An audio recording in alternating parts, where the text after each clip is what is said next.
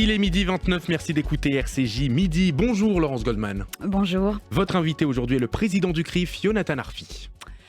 Bonjour Yonatan Arfi. Bonjour. Robert Badinter va faire son entrée au Panthéon, ce sera le 9 octobre prochain. On l'a appris hier soir, on a appris la date. Hier soir, le président de la République l'avait déjà annoncé lors de la mort de Robert Badinter. Comment vous accueillez cette décision d'Emmanuel Macron, qui est en tant que président de la République le seul décisionnaire en matière de panthéonisation? Alors, on se félicite évidemment que Robert Badinter puisse entrer au Panthéon. Nous l'avions dit lors de l'annonce de son décès, nous l'avions évidemment rappelé lorsque sa panthéonisation avait été également annoncée. C'est une grande figure républicaine, c'est aussi une grande figure juive. Je rappelle que son combat pour la justice naît, bien entendu, de la disparition de son père, arrêté à Lyon, lors de la rafle de la rue Sainte-Catherine, et qui a contribué à forger dans la tragédie de la mémoire de la Shoah l'homme qu'il a été, le républicain qu'il a été, et surtout l'homme épris de justice. Donc il y a dans cette combinaison de l'être de Robert Badinter beaucoup de ce qui fait l'ADN du judaïsme français. Oui, donc une grande figure à la fois du judaïsme et du combat en faveur de la République. Quelles leçons nous donne-t-il à nous, les Français juifs de 2025, qui sommes pris dans la tourmente d'une vague d'antisémitisme sans précédent depuis la fin de la Seconde Guerre mondiale? D'abord, j'ai eu la chance de voir Robert Badinter à quelques reprises avant son décès, et dont quelques semaines avant, et on avait changé autour de l'antisémitisme nouveau, celui qui déferle depuis le 7 octobre dans notre pays, celui qui aussi s'est réaffirmé plus largement depuis le début des années 2000. Et il rappelait souvent combien les mots qu'il voyait écrits sur les murs de Paris aujourd'hui lui rappelaient les mêmes mots écrits lorsqu'il était enfant sur les murs des villes de France, désignant les Juifs à la vindicte populaire. Et ça, cette capacité à faire ce lien-là, eh bien, évidemment, ils étaient peu à pouvoir le faire, ils sont peu à pouvoir le faire, et c'est très précieux. Plus largement, comment est-ce que vous interprétez le positionnement d'Emmanuel Macron que certains lui reprochent au sein de la communauté juive? D'un côté, il fait entrer au Panthéon de grandes figures françaises juives, Simone Veil, Robert Badinter et bientôt l'historien Marc Bloch. Il condamne sans ambivalence l'antisémitisme, il l'a encore fait la semaine dernière à l'Élysée lors d'une cérémonie de la LICRA, mais dans le même temps, il n'a pas manifesté contre l'antisémitisme en novembre 2023, et ses positions à l'égard d'Israël, du Hamas, du Hezbollah qu'il ne nomme jamais, ces positions ne sont pas toujours très claires. Hier, il était à un sommet en Égypte, il a parlé de dizaines de milliers de personnes qui ont perdu la vie à Gaza. Finalement, il reprend les chiffres du Hamas. Et vous savez, les différends que le CRIF a pu avoir avec le président de la République ces derniers mois sont de notoriété publique, portaient notamment sur des mots qui ont pu être employés à l'égard d'Israël dans la séquence récente. Je crois qu'il y a dans la position politique de la France au Proche-Orient depuis de nombreuses années un penchant qui me paraît être totalement à l'inverse de ce que les valeurs françaises devraient nous amener à considérer. Je pense que on ne peut pas et on ne doit jamais mettre sur le même plan une démocratie, l'État d'Israël, et les régimes environnants, que ce soit évidemment, ça va de soi, le Hamas, mais aussi les pays arabes environnants, parce que je conçois évidemment qu'on ait besoin d'alliés, d'alliances avec l'Égypte et la Jordanie, mais je regrette que ça se fasse sur le dos d'une désignation, au fond, caricaturale parfois d'Israël. Il y a besoin de rappeler ce qui est partagé avec Israël, les valeurs de démocratie, de rappeler toujours et peut-être avant tout que le chemin vers la paix passe d'abord par la libération des otages, qu'on ne peut pas exiger un cessez-le-feu sans demander que ce cessez-le-feu ait pour préalable la libération immédiate de tous les otages.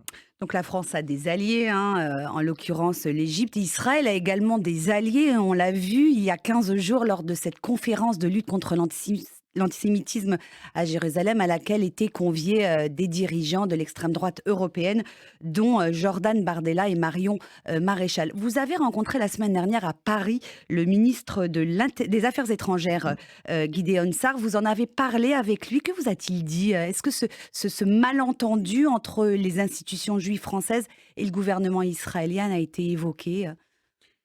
Là encore, nous avons eu une rencontre d'abord dans un format réduit avec Gideon Sar, avec Ariel Goldman, donc le président du Fonds social juif unifié, avec Zvi Amar, vice-président du consistoire de France.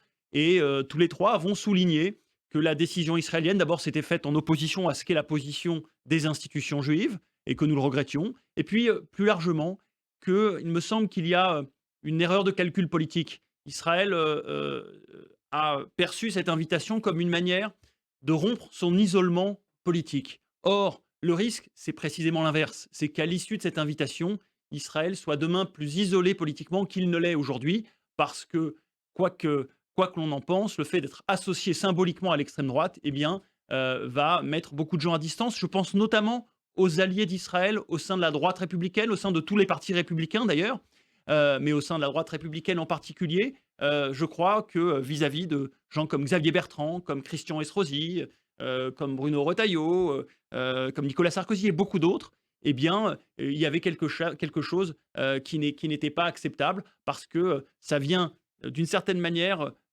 choisir entre ces droites-là, là où on a un allié historique sur ces sujets, au-delà évidemment des engagements de la gauche républicaine, du centre, qui sont aussi très, très clairs sur ces questions-là. Jonathan Arfi, une partie de la communauté juive a été très sensible à ce voyage effectué en Israël par Jordan Bardella, Marion Maréchal. Ils sont allés à Yad Vashem, se sont recueillis sur les lieux des massacres du 7 octobre. Ils ont renouvelé leur soutien à l'État d'Israël et puis également à l'égard de la communauté juive. Est-ce que dans l'exercice de vos fonctions, vous rencontrez des hommes, des femmes de la communauté juive qui partagent cette idée et de quelle manière vous en parlez avec eux? D'abord, il y a toutes les opinions dans la communauté juive de France. Les Français juifs sont à l'image de la société française. Ils sont épris de débats. Il y a des doutes, il y a des peurs, il y a des différences de stratégie. Chacun a évidemment le droit d'avoir son opinion propre. Et jamais les institutions juives ne jugeront les choix individuels des Français juifs qui sont avant tout des citoyens libres de leurs propres opinions politiques. En revanche, les institutions juives, elles ont une responsabilité. C'est celle de veiller à ce que la lutte contre l'antisémitisme, les juifs, ne soit jamais instrumentalisée politiquement. Et donc nous avons, dans cette séquence, veillé à la fois à prendre acte de ce que sont les évolutions des discours du Rassemblement national sur la question d'Israël et de l'antisémitisme depuis un certain nombre de mois maintenant, mais aussi d'être vigilant sur la récupération, l'instrumentalisation de ce voyage. Pourquoi? Parce que nous ne voulons pas que les Juifs de France servent, malgré eux, de figurants dans la campagne de communication politique du Rassemblement national pour 2027. La lutte contre l'antisémitisme, ça passe d'abord par le fait de respecter les Juifs de France, de mener ce combat hors de toute récupération et toute instrumentalisation. Vous n'avez pas répondu, je crois, Jonathan Arfi, à Serge Klarsfeld, à une autre grande figure de la communauté juive française, qui vous a appelé à considérer le Rassemblement national comme un parti pro-juif. Euh, D'abord, Patrick Lugman, l'avocat Patrick Lugman, qui est éditorialiste sur notre antenne, l'a fait. Vous, non. je n'ai pas répondu publiquement à Serge Klarsfeld et je serais heureux d'échanger avec lui parce que nous avons évidemment beaucoup de lieux où nous nous croisons régulièrement et j'ai pour lui à la fois l'estime, le respect et l'affection que l'on doit à Serge Klarsfeld pour le combat qu'il a mené et qu'il mène pour la mémoire de la Shoah dans notre pays. Nous avons un désaccord sur cette stratégie vis-à-vis du Rassemblement national. C'est un sujet qui peut faire l'objet de discussions sur lequel chacun est libre d'avoir son opinion. Il a la sienne. Ce n'est pas celle des instances du CRIF, ce n'est pas celle de l'institution, ce n'est pas celle, au fond non plus, de toutes les grandes associations qui font la communauté juive de France aujourd'hui. Mais j'accepte que, évidemment, Serge Klarsfeld puisse avoir une opinion différente.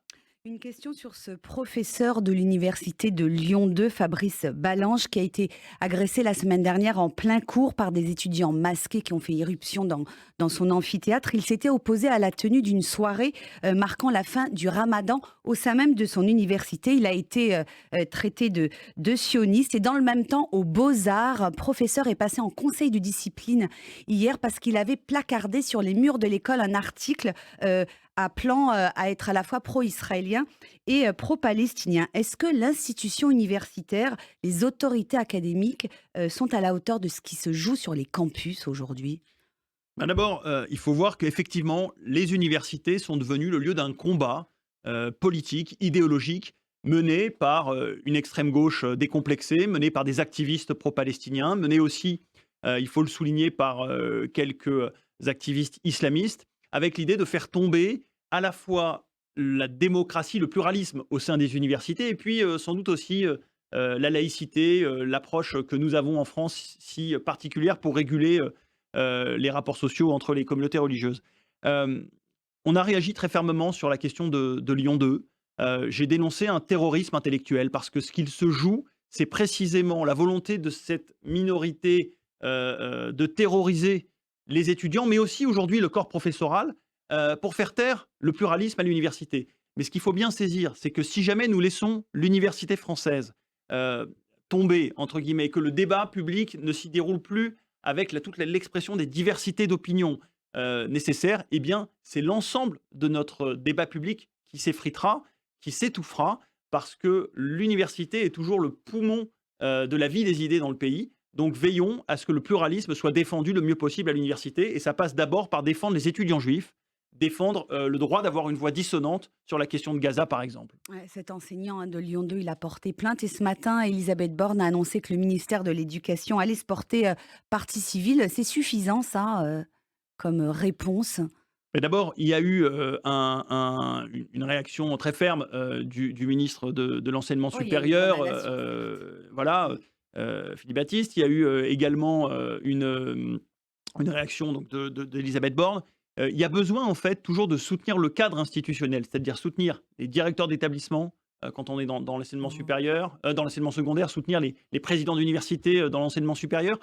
Parce qu'en fait, qu'est-ce que font ces activistes? Ils viennent tester notre résistance. Ils viennent tester sans cesse le cadre. C'est est-ce qu'ils trouvent une forme d'opposition quand ils essayent de faire évoluer les statu quo. Et donc typiquement, sur la question de ce professeur d'université à Lyon, il y a eu la volonté de tester la laïcité à l'université pour voir si on pouvait y tenir des prières dans le cadre d'un dîner de rupture de jeûne. Eh bien non, et c'est important de le rappeler. Une question sur l'antisémitisme du quotidien auquel sont confrontés des Français juifs depuis le 7 octobre, avec cet exemple qui nous a été rapporté ici à RCJ. Il y a 2 jours, une famille qui vit dans un HLM du 19e arrondissement de Paris a été agressée par des voisins qui ont tambouriné à leur porte en les traitant de sales juifs. La famille a porté plainte. Est-ce qu'aujourd'hui, 18 mois après le 7 octobre, ce genre d'incident antisémite est encore fréquent? Oui, malheureusement, ces incidents sont fréquents. Nous le retrouvons dans les chiffres, évidemment publiés régulièrement par le ministère de l'Intérieur et le service de protection de la communauté juive. Nous le retrouvons aussi dans les témoignages de beaucoup de nos concitoyens qui témoignent d'un antisémitisme du quotidien, d'un antisémitisme d'atmosphère qui s'est installé, qui a légitimé les passages à l'acte, qui a décomplexé l'antisémitisme qui se tairait auparavant et qui dorénavant s'assume et s'expose au grand jour. Comment des voisins, dans le cas que vous décrivez, s'autorisent-ils devant tout le monde à aller insulter avec des insultes antisémites leurs propres voisins en tapant à la porte? C'est quelque chose qui est frappant parce que ça veut dire que la barrière sociale est tombée. Autrement dit, l'antisémitisme non seulement s'expose, mais dorénavant il s'assume. Ah, une dernière question, si j'ai encore le temps. Hier, à la fin d'une émission sur RCJ, le rabbin de la ville de Nancy a raconté qu'il avait été récemment invité dans une école en compagnie d'un imam pour parler de la violence. Et il s'est aperçu que les élèves, pour la plupart, ignoraient totalement ce qu'était le judaïsme. Et qu'en leur expliquant, il était parvenu à déconstruire certains stéréotypes antisémites. Est-ce que vous seriez favorable à la généralisation de l'enseignement du fait religieux? Apparemment, ce n'est pas du tout le cas dans toutes les écoles françaises. réintroduire les explications, l'histoire des religions finalement pour... Alors, l'histoire des religions est présente déjà dans les programmes scolaires. Peut-être qu'elle mériterait d'être renforcée, d'être valorisée. L'enseignement du fait religieux, c'est encore autre chose. Mais en tout cas, l'histoire des religions est censée être présente dans les programmes scolaires. Ce qui m'importe, c'est que les écoles prennent leurs responsabilités en assumant de devoir déconstruire les préjugés actuels, contemporains de l'antisémitisme. Il n'y a pas d'antisémitisme sans essentialisation, sans préjugés sur les juifs. Or, ce qu'il faut, c'est d'assumer que l'école a la responsabilité de les déconstruire. Elle ne peut pas se limiter à l'enseignement de l'histoire. Il faut qu'elle regarde la société d'aujourd'hui en disant que si elle veut préparer des citoyens pour les générations futures, il faut qu'ils soient mieux armés pour désamorcer l'antisémitisme qui sévit. Une toute dernière question à la tête du CRIF. Ce sera la dernière, Laurence. Dernière, rapide. Vous êtes en prise directe et continue avec cette actualité qui nous préoccupe. Est-ce que, malgré tout, il y a des choses qui vont mieux depuis le 7 octobre pour nous, la communauté juive? C'est difficile à dire. D'espoir, une prise de conscience peut-être alors? Écoutez, d'abord, c'est une période difficile, mais comme toutes les périodes très difficiles, c'est aussi une période de clarification. Et donc, on a vu des alliés s'engager à nos côtés, avec courage, avec conviction. Permettez-moi de citer un exemple qui parlera à beaucoup de vos auditeurs, celui de Sophia Aram, qu'on a vu avec lucidité, courage, s'engager. Et je crois qu'il y a beaucoup de gens qui, comme elle, ont compris que le 7 octobre parlait à tous, qui, comme elle, s'engagent avec courage et que nous devons continuer à soutenir parce que c'est un combat qui n'est pas que pour les Juifs, c'est un combat pour notre cadre républicain à tous. Merci Yonatan Arfi. Bonne fête de Pessah. Chag Sameach. Chag Sameach. C'était donc Yonatan Arfi, président du CRIF, au micro de Laurence Goldman. Merci à vous.